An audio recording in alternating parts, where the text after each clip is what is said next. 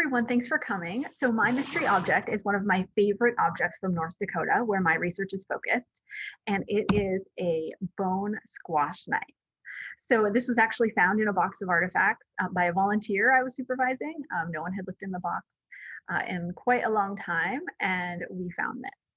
So I work in the northern plains of the US, specifically in what is called the Middle Missouri region. So this is the part of the Missouri River that falls within North and South Dakota. And when most people think about the plains, they tend to think about the Dakota or the Lakota, nomadic bison hunting, but actually the groups that I'm interested in are the Mandan, Hidatsa, and Arikara nations, whose ancestors settled in villages along the river and practiced agriculture. They hunted bison too, but their lifeway was really organized around the cultivation of corn, beans, squash, and sunflowers. And these were cultivated in these huge gardens on river terraces. And when I say gardens, these are not your average household gardens. Each woman would cultivate about 3 to 5 acres a year by hand. And this generated a lot of surplus and made their villages huge trading hubs along the river, way before the arrival of Europeans. So tribes from all over would come for agricultural produce, and trade for furs, hides, feathers, and other materials that they had gotten from further away. So here is Owl Woman demonstrating how to use a squash knife.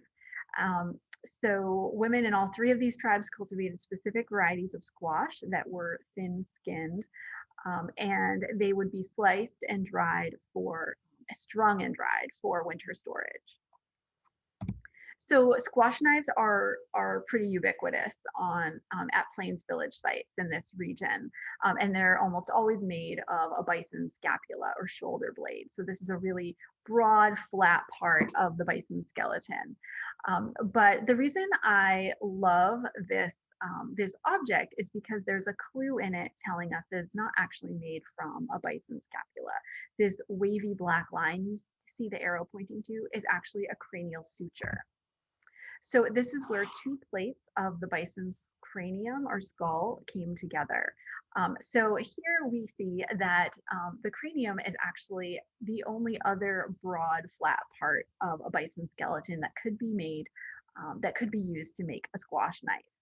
So just want to give a shout out to the State Historical Society of North Dakota for letting me use these photos, and congratulate any of you who realized this was a cranium. Even more amazing if you figured out it was actually a razor thin bone knife. Thanks, everyone.